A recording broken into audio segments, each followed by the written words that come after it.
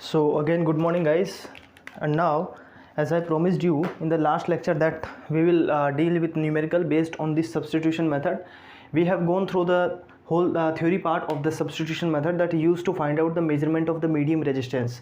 Okay, we have seen that this was the standard resistance, this was the unknown value that is to be measured through this method, and this is the ammeter whose resistance is mentioned as Rg, and this is the rheostatic value. Okay, so based on this numerical, based on this concept, we are going to solve two numericals. Okay, and this is the expression for finding out the unknown value of resistance. So what is the numerical? Let me read that. First let me sweep it.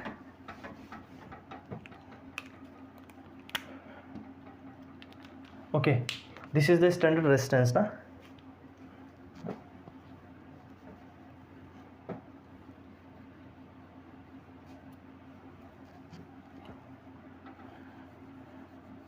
You can also erase it. This is rheostatic value. Okay, so numerical, I am going to read this numerical. Numerical says, you can also note down this numerical.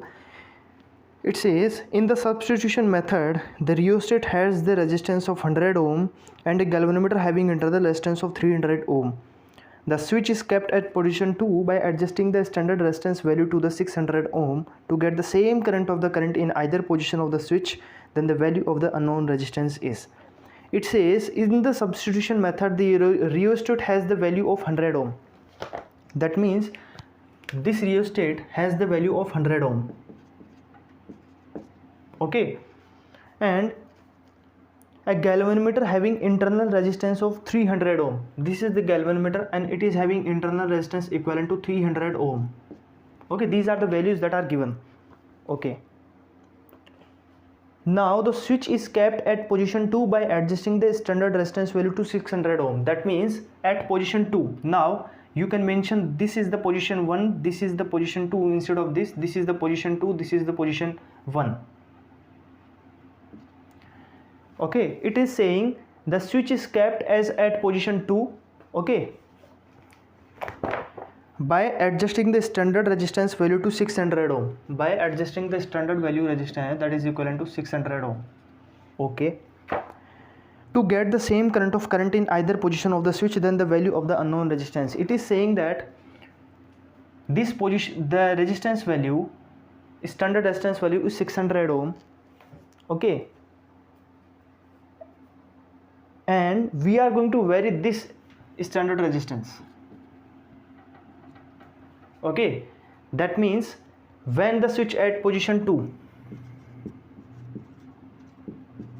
you can mention this as lecture number 9. At switch at position 2, at this position, your this standard resistance is varying so that the galvanometer gives the same current as the switch was connected to earlier position at switch 1. Okay, that means I am going to mention here at position 2, at position 1 and at position 2. At position 2, E is equal to I multiply by RH plus RG plus S, and at position 1, E will be equivalent to I multiply by RH plus RG plus RT, RH plus RG plus RT. In the both situations, voltage, the parallel voltage, that the supply voltage is always same. So these two equations will again same to each other. That means I is equivalent to RH plus RG plus S is equal to I RH plus RG plus this unknown resistance value. Okay, it is saying to get the same value of the current in either position. That's why the I and I all are the same. I1 and I2 are same. So here I and I we can get cancelled. Okay, so we will get RH plus RG plus S is equal to RH plus RG plus RT. That means RH and RH will get cancelled.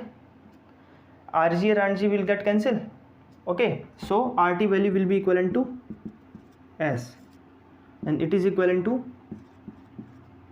600. This will be the answer. Getting the answer is not so much complicated task, but you have to understand the logic behind this. That means first you have connected switch at position 1.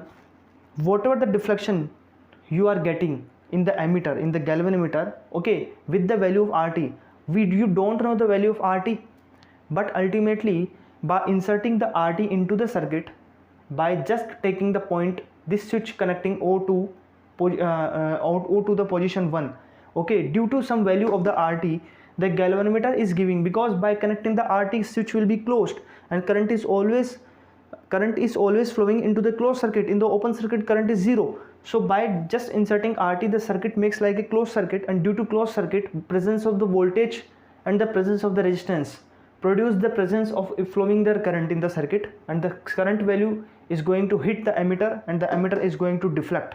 Okay, that deflection you can note down. Whatever the deflection, like the deflection is X mm. Okay, if you are going to connect this O position in the second case with the point 2, that means now this RT is removed, now ST has come into the picture. So the entire circuit will contain RH, RG and S in the circuit.